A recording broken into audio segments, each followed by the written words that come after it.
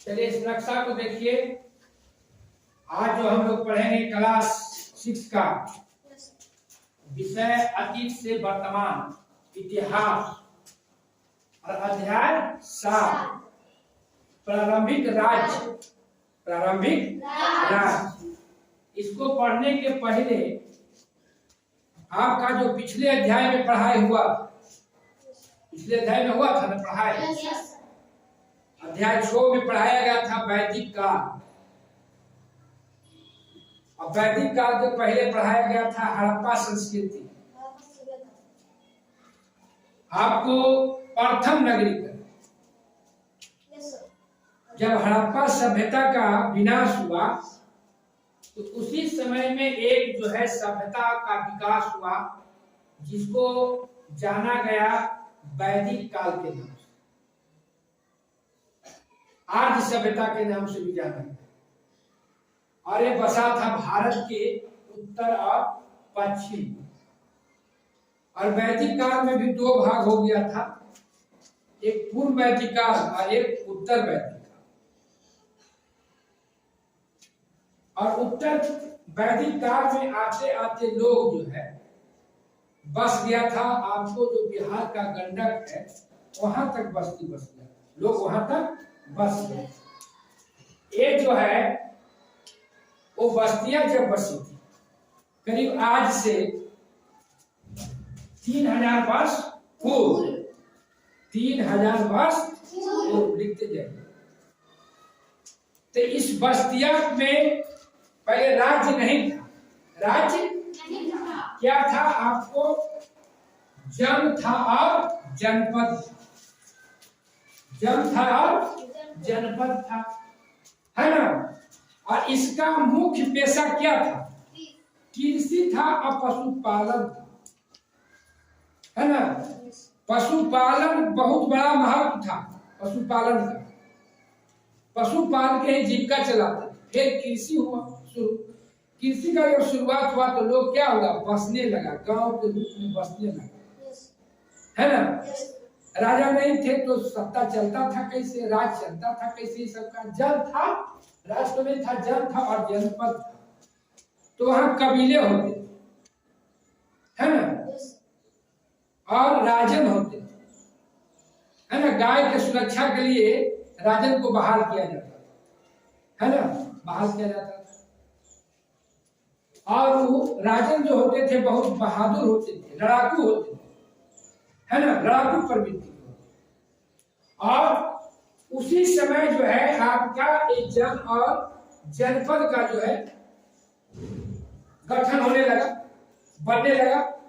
उस समय जानते हैं मुखिया जो उसका होता था जनपद का सबसे मेन आदमी, है ना। मुखिया जो होता था जनपद का मेन आदमी, है ना।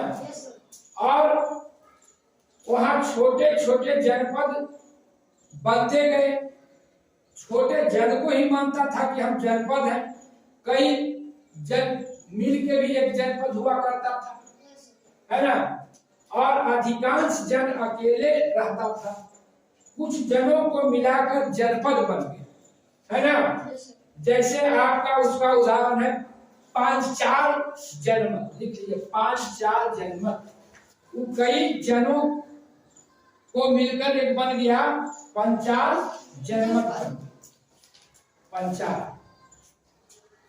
उसके बाद अनेक एक से अधिक शक्तिशाली जो था कुछ उसमें जो जनपद वो अपने में मिला लिया, है ना।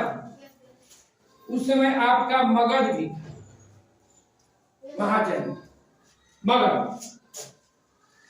मगध जो अभी वर्तमान में आपको बिहार में पड़ता है ना, बिहार का ही नाम था कौन? मगध जनपद, है ना। आपको वैदिक काल में कुल जनपदों की संख्या 16 थी।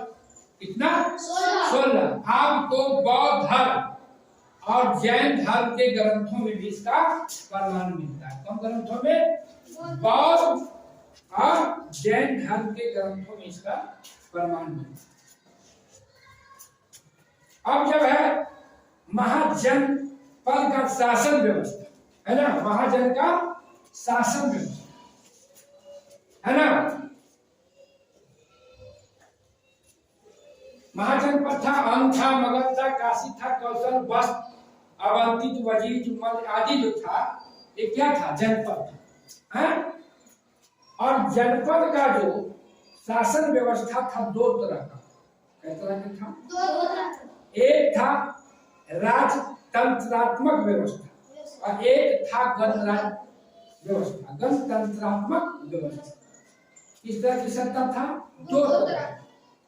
एक था गणतंत्रात्मक सत्ता और एक था राजतंत्रात्मक सत्ता, है ना।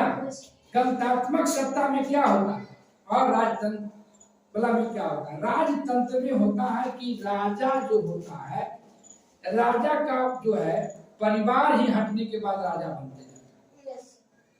और गणतंत्रात्मक व्यवस्था में है कि उसको चुना जाता है, चुनाव किया जाता है। जैसे अभी आपका बिहार का राजधानी कहाँ? पटना। वहां से सत्ता चलता है। वहां का क्या है? मुख्यमंत्री नीतीश कुमार है, राज्यपाल है।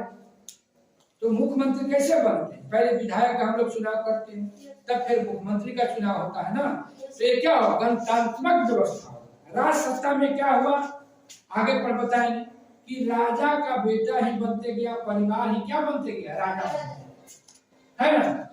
तो मगध उस समय भी जो महाजनपद था, शक्तिशाली था, हमको अपने अंदर मिला दिया। कौन? आपको ये। अब जो है इस तरह से महाजनपदों की कुल संख्या 16 था, है ना। उस समय शासन व्यवस्था क्या था? दोनों तरह के। कुछ जगह अब जैसे लिच्छवी जो है आपको भी वर्तमान जो है बिहार में है, वैशाली, वहां गणतंत्रात्मक, पहला गणतंत्रात्मक आपका वो लिच्छवी था जहां गणतंत्र का था, है ना। आगे फिर उसको पढ़िएगा। उसके बाद हुआ महाजनपद की जो शासन व्यवस्था था, उसमें क्या था? उसमें लिया जाता था कर के रूप में, है ना। आपको जो कृषि मुक्त कार्य था ना, तो कृषि राजा साथ साथ जो कारीगर होते थे, मजदूर होते थे, जो कामगार होते थे, उससे आपको महीना में एक दिन काम आपको फ्री में करा बिना पैसा। वो क्या हुआ? कर के रूप। पहले नजराना लिया जाता, पहले क्या लिया जाता था? नजराना, है ना, जिसको बलि भी बोला जाता, बलि, नजराना बलि भी बोला जाता। वो धीरे धीरे क्या हुआ? बलि बंद हुआ और उसको बाद कर लेना, है ना। खेती का जो है उसका कुछ जो है हिस्सा लेने लगा, फिर मजदूरों से लेने लगा, इस तरह से कर वसूल, है ना। अब देखिए आपका महाजनपद जो मगध है, जो एक विशाल जनपद था, इसका उत्थान कैसे हुआ, इसका विकास अब कैसे हुआ आगे, है ना। तो ये जो मगध था ये भी बिहार में है, जो आपका मगध प्रमंडल है, और पटना जिला उस समय था जब मगध महाजनपद था, तब आपको पटना का हिस्सा और मगध का हिस्सा, है ना। और इसका जो मगध ही क्या था कि आपका राजगीर, राजगीर है ना मगध में। आप लोग जाइएगा, जब विद्यालय में आता है परिभ्रमण का, आता आपको राजगीर जाया जाता है, वहां देखिएगा आज भी है ये इसका अवशेष। मगध का जो राज था, राजा जहां बैठता था, उसका अवशेष आज भी। तो इसका राजधानी कहाँ था? राजगीर में था, है ना। और राजगीर इसलिए राजधानी बनाया गया था कि वो प्राकृतिक रूप से संपन्न था। जंगल था, पहाड़ था, पहाड़ी था, और हाथी बहुत, और साथ साथ जो पटना का क्षेत्र था आपको क्या था?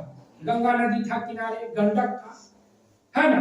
तो उधर आवागमन का भी साधन था, और जंगल था। अपना राजा ने वहां खूब किलाबंदी करवाया, पत्थर ये था, पहाड़ ये था, अपना पूरा जो है राज्य को क्या किया? किलाबंदी कर दिया, मजबूत कर दिया दुश्मनों से। उसके बाद सत्ता चलाने लगा, है ना, सत्ता चलाने लगा तो आपको अंक को मिला लिया।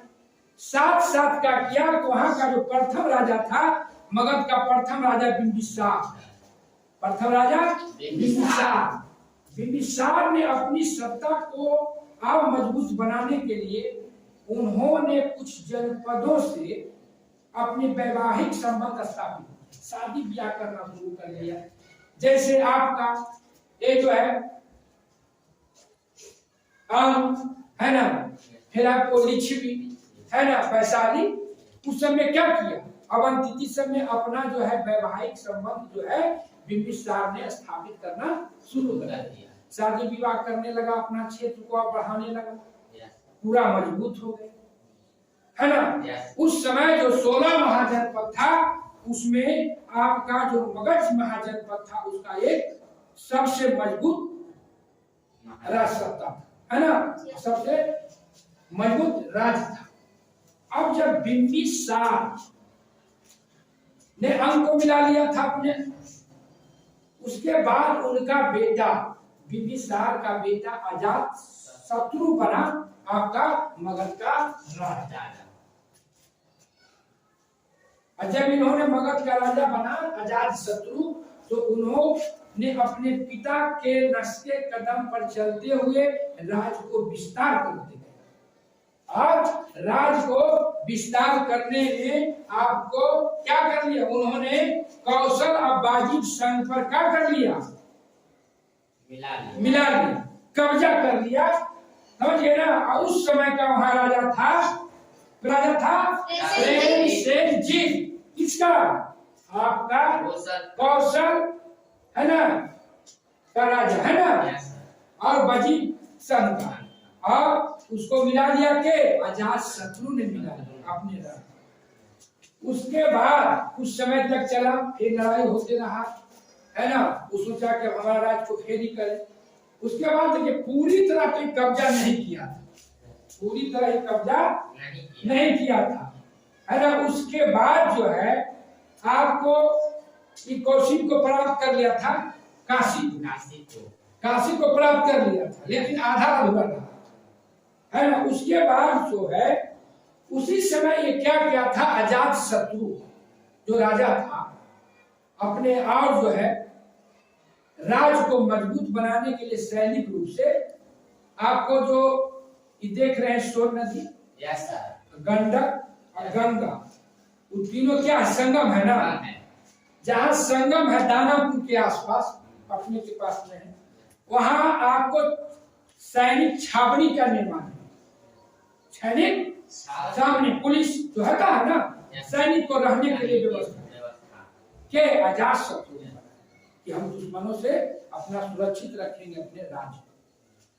उसके बाद जो है अजात शत्रु के बाद जो राजा बना उज्जैन,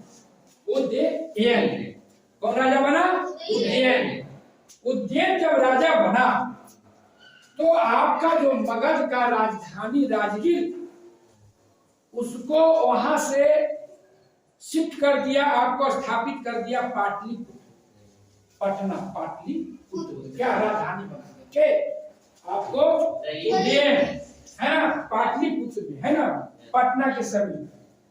और उन्होंने फिर एक जो है जनपद को, महाजनपद को अपने में मिला लिया, अवंतित को उन्होंने मिला लिया, है ना।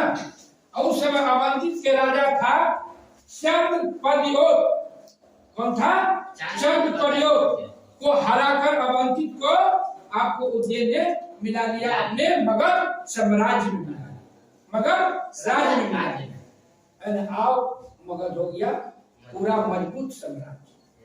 उसके बाद जब उज्जैन के बाद आपको शिशुनाग, है ना, शिशुनाग ने क्या किया कि अंतिम शासक के रूप में आपको एक कब्जा किया।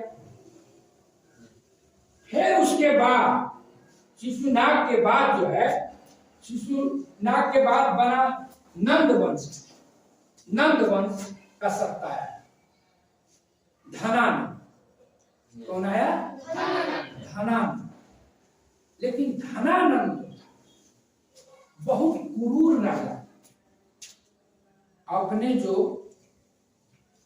राज्य के नागरिक था, लोग उस पर बहुत अत्याचार करते, जनता उससे त्राही नाम में था, लेकिन अब करे क्या, है तो राजा, लेकिन इसकी क्रूरता ज्यादा दिन नहीं चली।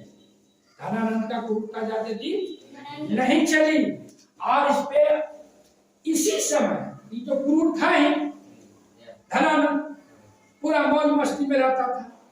इसी समय आपका यूनानी विजेता सिकंदर का नाम सुने हैं ना? Yes sir. सिकंदर ने भारत पे आक्रमण किया, मगध पे आक्रमण कर दिया। कौन? सिकंदर। सिकंदर आक्रमण तो कर दिया,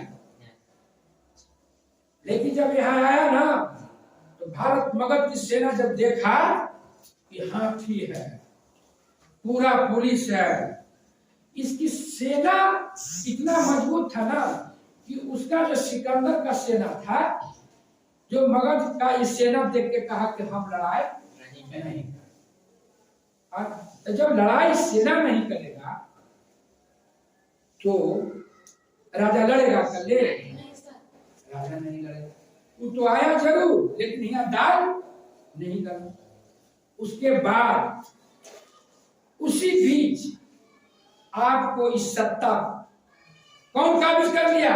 आपको चंद्रगुप्त मौर्य कौन कर लिया? मौर्य वंश का शासन स्थापित हो गया मगध पे, है ना, भारत पे। किसका? चंद्रगुप्त मौर्य का हो गया। अब देखिए, आप जब आगे के क्लास में जाइएगा 9th में, तो चंद्रगुप्त मौर्य के बारे में आपको विस्तार पूर्वक पढ़ना है ना। आपका 6th क्लास में इतना ही था, इसलिए था कि जब आया यहाँ प्रारंभिक राज्य की बात, महाजनपद की बात, तो जिस समय मगध जो आपका जनपद था वो कहाँ था? बिहार में। बिहार का हिस्सा था वो, बिहार में पढ़ता था। इसलिए आपको दिया 6 क्लास में कि बच्चों को पढ़ना चाहिए। तो अब है कि आपको आगे पढ़ना है, लेकिन इसमें थोड़ा सा भी बचा हुआ है गणराज्य के बारे में, है ना, कि लिच्छवी था गणराज और कई था गणराज, है ना। गणराज का मतलब होता है कई जो है ना, आपको जनपदों को मिलाकर, है ना, एक गणराज्य बना। और गणराज्य में कैसे सत्ता, जिससे सबसे